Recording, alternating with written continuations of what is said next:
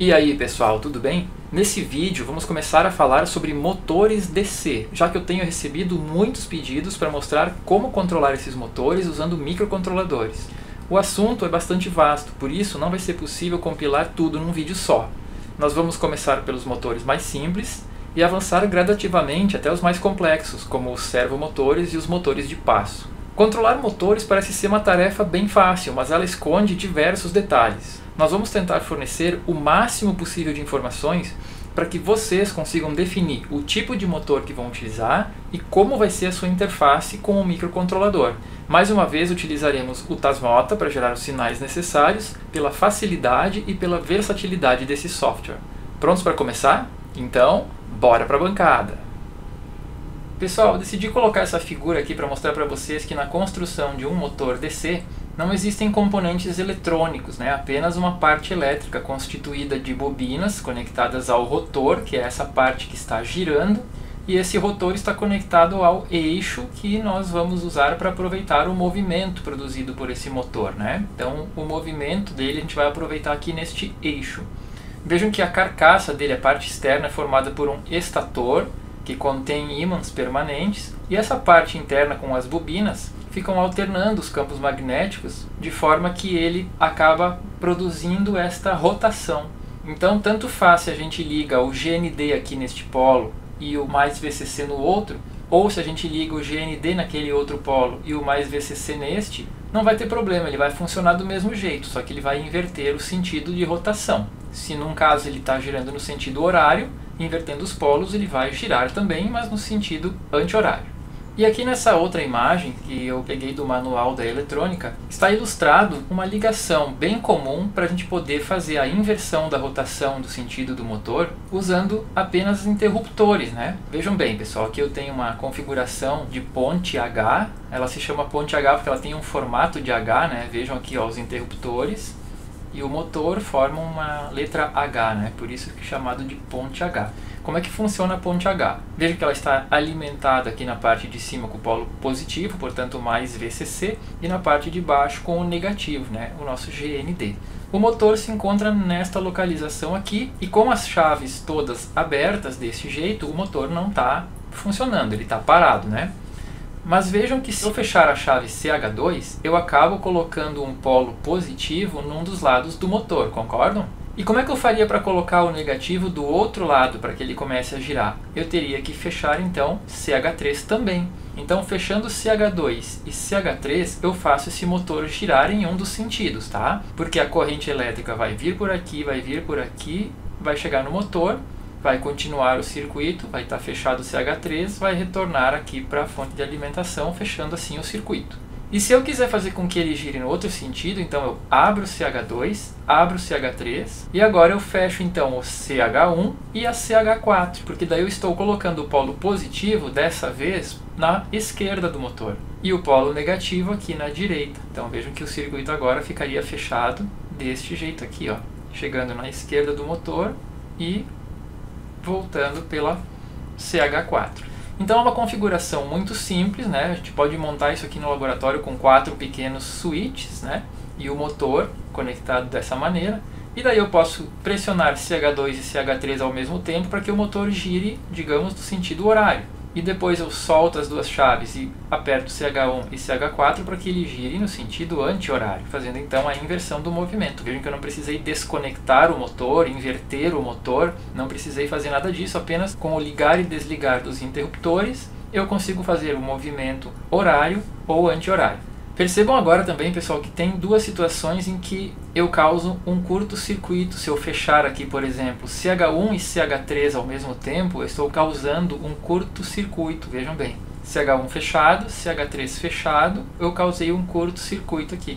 Da mesma maneira, se eu fechar CH2 e CH4 ao mesmo tempo, eu também estarei causando um curto-circuito. Então vejam que essa topologia, apesar de ser muito simples, ela tem duas situações proibidas, CH1 e CH3 ao mesmo tempo, ou CH2 e CH4 ao mesmo tempo, são situações que não podem ocorrer de jeito nenhum, senão eu coloco em curto a minha fonte de alimentação, E curto na fonte de alimentação nunca pode acontecer.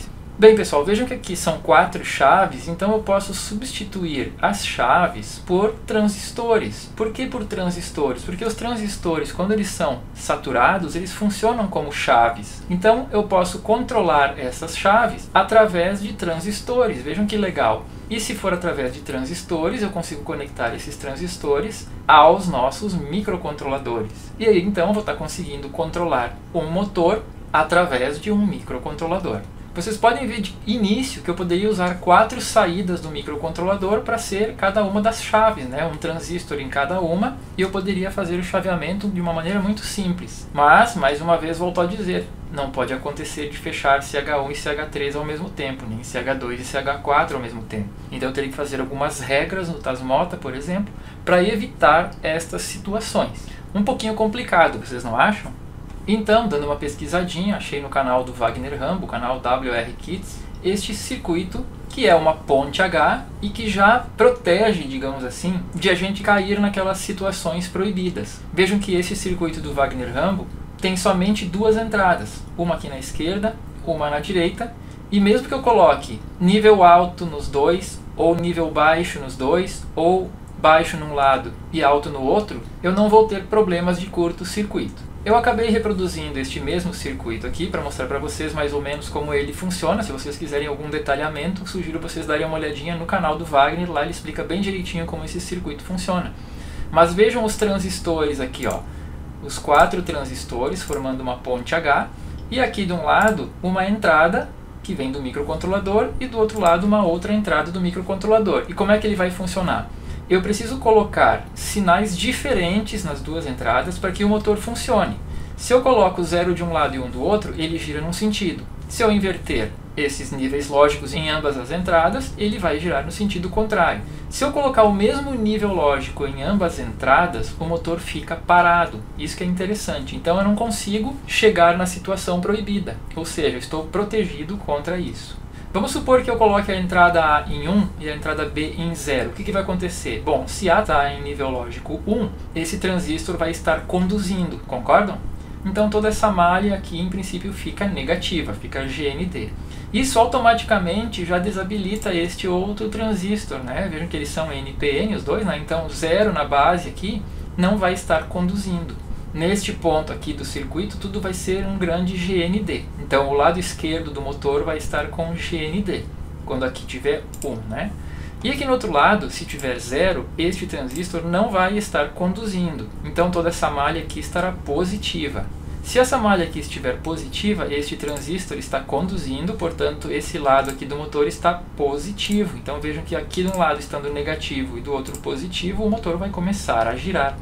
Se eu inverter os dois lados, se aqui em vez de 1 agora eu coloco 0 e aqui em vez de 0 eu coloco 1, toda essa lógica se inverte e o motor passa a girar no sentido contrário. E vejam que se eu coloco aqui, por exemplo, nível lógico 1 e nível lógico 1, eu vou estar causando em ambos os lados do motor o mesmo nível lógico, a mesma tensão, e o motor tem a mesma tensão dos dois lados, não vai girar, né? Se tiver aqui 0 e aqui 0, não gira. Se tiver aqui mais VCC e aqui mais VCC, também não gira. Então, se eu colocar os mesmos níveis lógicos em A e B, o motor está parado. Genial essa solução do Wagner Rambo. Mas ainda assim, ela exige que nós coloquemos 2 entradas do microcontrolador, né? E eu acabei incrementando um pouquinho este circuito, fazendo com que a gente utilize apenas uma entrada. A outra entrada vai ser sempre o contrário dela. Então vejam bem aqui a modificação que eu acabei fazendo. Ó, já coloquei aqui o microcontrolador, aqui embaixo, o nosso D1 Mini, que é o ESP8266. E estou usando apenas o D7 aqui, ó, para conectar na ponte H. Vejam que aqui essa parte da ponte H aqui é exatamente o circuito que nós acabamos de ver, tá?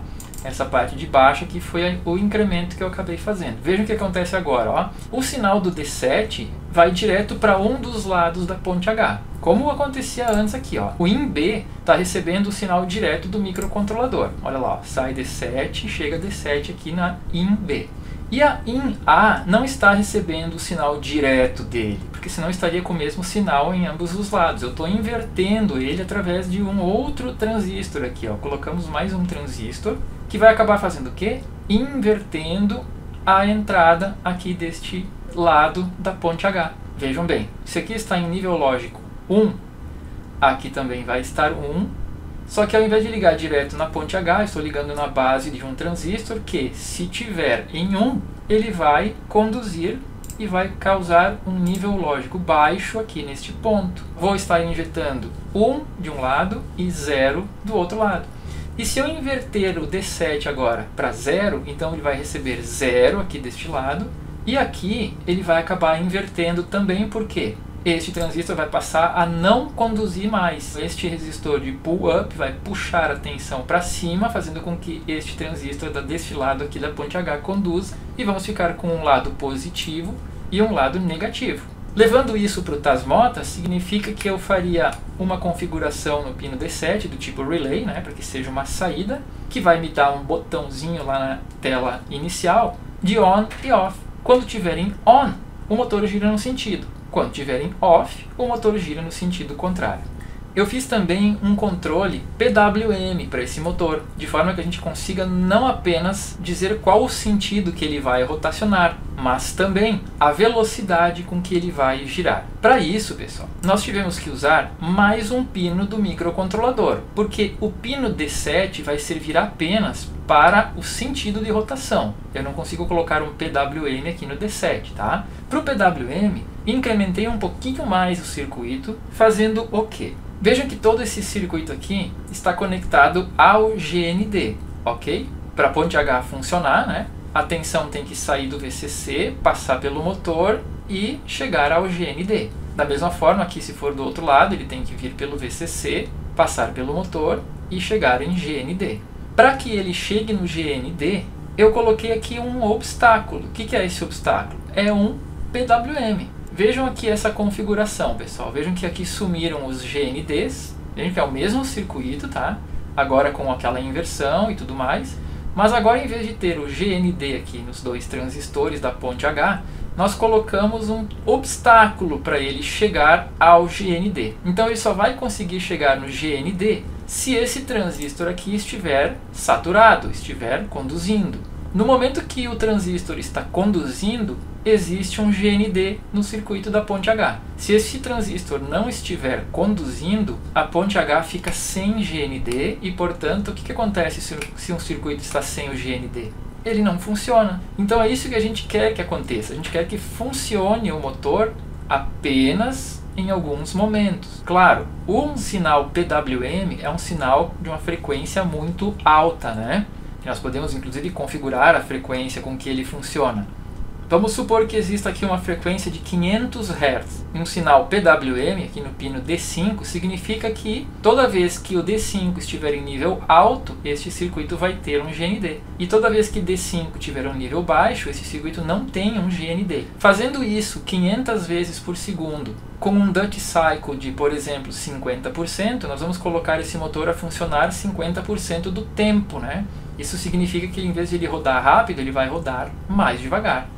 Então vejam que o Q15 aqui, que até eu vou aproveitar e trocar aqui por BC337, ele é um BC337 também, ele vai ficar chaveando na frequência do PWM e obedecendo o duty cycle do meu PWM. Frequência seja 500 Hz, então 500 vezes por segundo ele vai conduzir e deixar de conduzir. Por quanto tempo? Depende do meu duty cycle. Quando eu configuro um pino como PWM lá no nosso Tasmota, ele automaticamente coloca uma barrinha para eu deslizar para os lados e dizer quanto que eu quero de duty cycle, né?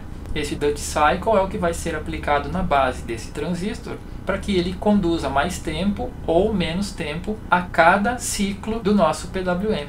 Eu já tenho essa montagem feita na bancada, então vou mostrar para vocês agora como ela ficou. Vejam então a montagem, pessoal. Aqui está a ponte H do Wagner Rambo, né? Já implementada aqui na protoboard, essa parte da direita aqui com os 4 transistores, desses dois aqui e esses dois de cima. Aqui está o transistor que faz a inversão do sinal que vem do microcontrolador para saber se ele vai girar no sentido horário ou anti-horário, né? Então todo sinal que vem neste fio branco, que está no D7, vai ser 0 ou 1, né? Se for 0, esse 0 vai direto para um lado aqui da ponte H, e para o outro lado ela passa por um transistor para inverter o sinal e para daí sim vir para esse transistor aqui da ponte H. Perfeito? E esse último transistor aqui é aquele que faz o chaveamento do PWM. Veja que ele está conectado aqui ao fio amarelo. O fio amarelo está no pino D5 do Tasmota, que está configurado como PWM. E, portanto, ele vai fazer com que esta barra negativa aqui da protoboard só vá ser GND quando ele estiver conduzindo. Vejam que nessa protoboard aqui, ó, esses barramentos inferiores, eles não continuam para esse lado aqui, existe uma interrupção aqui no meio, tá? Vejam que a linha azul para aqui e começa de novo aqui. Então, esses barramentos aqui não se comunicam com esses barramentos da direita. Então, foi bem prático para eu fazer isso, porque aqui acontece, ó, o GND está aqui, né? Está aqui no barramento inferior, mas não está desse lado aqui. Ele só vai estar desse lado aqui quando este transistor estiver conduzindo, que ele conduz, ó, o GND que está aqui para cá. Entenderam? Bem simples, né? Aqui em cima estou alimentando com 6,5 volts neste barramento aqui. E neste barramento aqui da esquerda, que esses dois também não se comunicam, né? Pode ver a barrinha vermelha aqui, ela para aqui, ó. Então, deste lado aqui eu tenho 6,5 volts. E deste lado aqui eu tenho 5 volts para alimentar o microcontrolador. Este motor que eu estou usando na demonstração é um motor de 6 volts. E aí, como eu tenho os diodos aqui no meio do caminho, por onde a corrente vai ter que passar, eu vou acabar perdendo 0,6, 0,7 volts, né? Lembram disso? O diodo tira um pouquinho da tensão, né? Por isso que eu estou alimentando com 6,5 volts aqui, para que chegue no motor a tensão de 6 volts, passando pelo diodo. Um pouquinho menos, né? 6,5 menos 0,6 deve dar 5,9 nesse nível, tá? Então está ali a montagem e agora a gente vai ver a parte do Tasmota, como eu faço a configuração, bastante simples também, para que a gente faça este circuito funcionar. Vamos aqui na configuração do módulo. Vejam que eu usei então apenas D5 e D7, né? Sendo que o D7 vai ser, como eu falei antes, um relay e o D5 um PWM. O D7 vai ser um relay, porque daí ele vai ser uma saída e já vai me dar um botão na tela inicial que eu posso ligar e desligar para dizer qual é o sentido que eu vou querer que o motor gire, né? E o PWM vai me colocar uma barrinha para eu poder selecionar qual o tamanho do ciclo de trabalho do meu PWM. Clicando em Save aqui então, nós voltamos à tela inicial e vejam que os botões já estão com nomes diferentes. Se vocês quiserem trocar a legenda desses botões, vocês podem usar um comando bem simples que é o Web Button. Vocês vêm aqui no console e digitam o Web Button 1, 2, 3, dependendo do power correspondente. No meu caso aqui o Web Button 1, que é referente ao power 1, vai ser o sentido de rotação. Eu coloquei CW/CCW, que em inglês quer dizer clockwise ou counterclockwise, ou seja, sentido horário ou anti-horário. Vocês podem colocar a legenda como vocês quiserem botar em português também não tem problema nenhum. E para dar nome ao botão 2, seria Web Button 2 e a legenda que vocês quiserem. Eu usei On-Off Dimmer. Por que On-Off e Dimmer? Porque nesse botão eu vou poder ligar e desligar o dimmer, que é o nosso PWM, né? Então aqui os dois estão em Off. Vejam aqui é o slider que eu falei para a gente dizer qual a velocidade do motor. E aqui os dois botões já com os nomes que eu defini lá no console. Eu vou clicar aqui no On-Off Dimmer para mostrar para vocês que o motorzinho vai começar a girar. Vejam só. Estão vendo aqui? Estão escutando provavelmente o barulhinho dele, né? Agora eu vou diminuir a velocidade aqui no PWM. Vou passar aqui para metade, ó. Acho que vocês escutaram, né? O ruído que o motor faz já mudou, né? Vou diminuir mais um pouquinho. Vocês conseguem ver aqui, né? Podem ver que ele está girando mais devagarinho. Bem devagarinho, quase parando, ó. E eu posso aumentar de novo até o máximo. Aqui eu vou inverter o sentido de rotação. Se eu clicar aqui agora, ele vai parar de girar nesse sentido e vai girar no sentido contrário. Vejam que ele vai dar até um solavanquinho quando eu fizer isso, vejam bem. Ó. Olha só. Inverti, inverti de novo, inverti de novo, tá? Vou colocar mais aqui no meio. Não sei se vai dar pra ver. Ele invertendo de rotação, ó. Ele para e vai pelo sentido contrário, ó.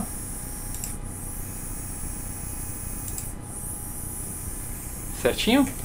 E claro que isso tudo pode ser controlado via JSON, via MQTT ou através de comandos aqui no console. Por exemplo, se eu colocar aqui dimmer 100, coloquei em 100% do Duty Cycle, ele está com 100% da velocidade agora.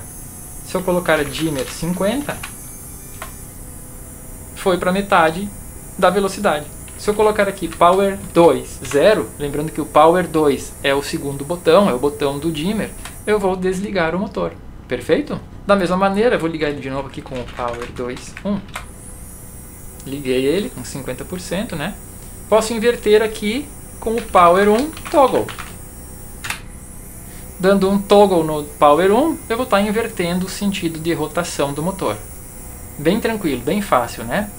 Agora alguns segredinhos, tá, pessoal? Vou desligar o motor aqui para não ficar fazendo barulho. Power 2, 0.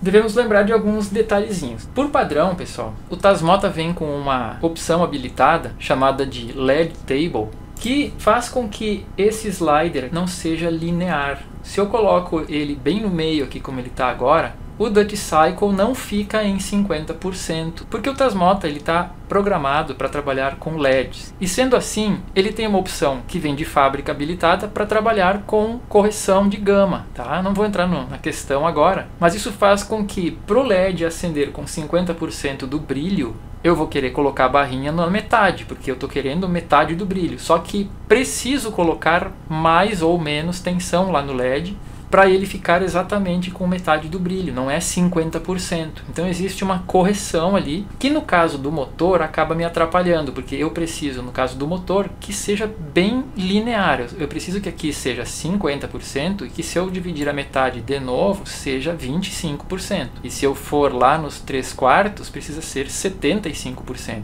E se houver esta correção de gama, não vai ser bem isso que vai ser aplicado no PWM. Então, como é que eu desabilito essa opção? Eu venho aqui no console e digito LED Table 0. Ela está desabilitada no momento, ó, a LED Table está em off. Isso significa que aqui eu estou exatamente com 50% do meu Duty Cycle. Vou colocar o osciloscópio na tela para mostrar isso para vocês um pouquinho melhor. Agora aqui com o osciloscópio, pessoal, vejam como é que está o meu Duty Cycle, né? Ele está mais ou menos em 75%. Vamos aumentar um pouquinho mais. Quase 100%. Aqui eu estou com 100%. Vou colocar bem na metade e vejam que está bem na metade. Até posso pedir para o osciloscópio medir isso para mim. E aqui podemos ver o Duty Cycle no osciloscópio dizendo 50%. Vamos via console aqui, ó, colocar o nosso dimmer aqui, o nosso ciclo PWM, em 25%. Vejam que aqui já mudou para 25% e o osciloscópio está me dando aqui, ó, 25,2. Muito, muito preciso, né? Vamos para 75 agora. Dimmer 75. O motor acelerou, ciclo PWM aumentou, osciloscópio me dando aqui 75, 74,8 de PWM. E agora nós vamos habilitar a opção LED Table para vocês verem a diferença. Vou colocar aqui LED Table 1. Vejam que o ciclo PWM diminuiu, ó. Ele foi para 44, 45%. Porém, vejam onde é que está a barrinha. Está lá no 75, ó. Vamos colocar a barrinha na metade. Ó, o motor parou porque o ciclo é muito pequeno, não chega a dar energia suficiente para o motor girar. E apesar de estar a barrinha na metade, aqui no Tasmota a barrinha está na metade, deveria ser 50% da Duty Cycle, mas na verdade está sendo 15,4%, pessoal. Vejam só o que a opção LED Table faz, né? Então quer dizer, para um LED, 15% de ciclo PWM é o suficiente para dar 50% do brilho, tá? Porque eu estou querendo aqui, ó, 50%, ó, metade. Só que se eu entregar 50% de energia para um LED, ele fica praticamente aceso, completamente aceso, né? Então eu preciso reduzir, é por isso que existe essa função LED Table. É uma correção que o próprio Tasmota faz. Então eu devo desligar essa opção para que o ciclo PWM corresponda exatamente ao que a barrinha está indicando e ao que o comando está definindo. Por exemplo, se eu coloco aqui dimmer 80, deveria ser um ciclo de 80%, no entanto, é de 54%. E desabilitando novamente o comando LED Table, este valor passa a corresponder certinho, ó. Agora foi para 80%. E uma última dica importante aqui para vocês vamos configurar vários dimmers aqui. Aqui na configuração do módulo, vamos colocar mais 2 PWMs. Vamos supor que a gente queira trabalhar com mais 2 motores, o PWM2 e o PWM3. Então veja agora que eu tenho um relay, né, um relé, e mais 3 PWMs. Então vejam, pessoal, que mais uma vez o Tasmota mostra que ele está preparado para trabalhar com iluminação, né? Ele colocou as cores aqui em cima, colocou aqui uma espécie de intensidade, além do PWM que nós já tínhamos, né? Só que eu queria que todos os três tivessem a mesma característica, fossem desenhados da mesma maneira, porque eu não quero essa barra de cores aqui. E outra coisa agora, no momento que eu mexo essa barra, eu estou modificando os outros PWMs também. Vejam pelo ruído que o motor está fazendo, né? Vejam o ciclo PWM, que é esse aqui, sendo afetado pela questão da correção. Toda vez que eu mudo aqui o primeiro PWM, que não é o do motor, eu estou interferindo na correção do LED table. Vejam que aqui, apesar do nosso dimmer não mexer, que esse aqui é o oficial do motor, ó. Estão vendo? Esse aqui é o oficial do motor. Eu mexo no de cima e ele acaba interferindo no motor, vejam. O motor parou. Aqui o motor começou. Aqui ele também está funcionando. Aqui no meio ele já quase não liga. Vejam que, mexendo nesse slider aqui de cima, eu estou interferindo no de baixo. Eu tenho que desabilitar essa opção também, caso eu queira controlar vários motores com PWM de forma independente. Então, para resolver isso, eu vou vir aqui no console e habilitar uma opção que diz para separar os controles PWM, para que um não interfira mais no outro. É só vir aqui e habilitar a opção 68. SO68 1 ou Set Option 68 espaço 1. Fazendo isso, ele vai reiniciar e agora os controles estão independentes, tá? Esse aqui é o controle do motor, porque ele é o primeiro, né? E esses aqui, ó, não interferem mais. Então agora eu tenho 3 controles PWM completamente independentes, para que eu controle 3 motores de forma independente, tá? Aqui apareceram 4 botões, vocês já sabem por quê, né? Este aqui é o Relay 1, aquele que vai inverter o sentido de rotação. Este é o que vai ligar e desligar o primeiro dos PWMs, e esses aqui vão desligar os outros 2 PWMs. Certo, pessoal? Então, olha só, o que nós vimos hoje? Nós vimos como que se constrói uma ponte H, já protegida contra os estados proibidos, aqueles que dão curto na fonte de alimentação. Usamos um transistor para que eu precise apenas injetar um sinal aqui na ponte H e não 2 sinais, né? Porque um tem que ser sempre o inverso do outro, então usamos um transistor para inverter um deles. E mais um último transistor para modular aqui o GND aqui, ó, desta ponte H inteira, né? Então essa ponte H só vai trabalhar de acordo com o ciclo PWM que está sendo lançado aqui sobre esse transistor aqui, através do fiozinho amarelo que está lá no pino D5. Perfeito, pessoal? Então, meus agradecimentos especiais ali ao Wagner Rambo, que bolou esse circuitinho muito prático e funcional de uma ponte H, sem riscos de queimar a nossa fonte de alimentação, e a audiência de vocês.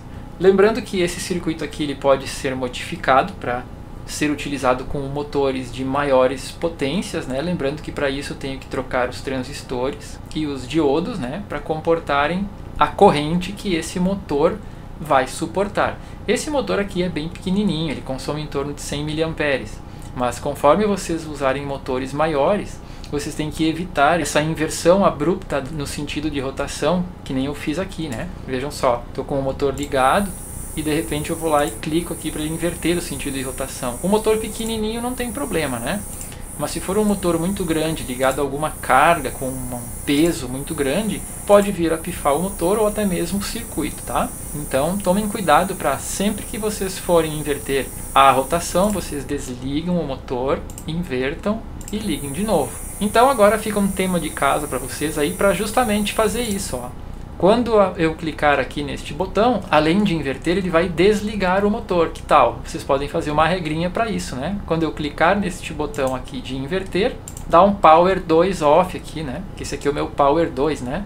Então toda vez que eu clico no Power 1, ele dá um Power off aqui no 2. Para que não aconteça de eu inverter a posição do motor com ele funcionando já, né? Que isso poderia se traduzir em um problema. Pessoal, então eu vou ficando por aqui no vídeo de hoje, tá? Nós vimos essa ponte H aqui e como controlar um motor simples, né? Nos próximos vídeos a gente vai começar a falar então de motores de passo e servomotores. Lembrando que todo esse circuito que a gente viu pode ser substituído por um desses, ó, que é o LM298N. Essa aqui é uma ponte H completa para 2 motores até, tá? Eu posso ligar um motor aqui deste lado, um motor aqui deste lado. Eu uso aqui os pinos de sinal e de alimentação, tá? Esse aqui já é um produto, né, pronto para uso. Ele já tem todas as proteções necessárias, então vocês não vão ter nenhum problema aí de curto ou coisa parecida. É um produto bastante robusto, tá? Já com dissipador de calor e tudo mais.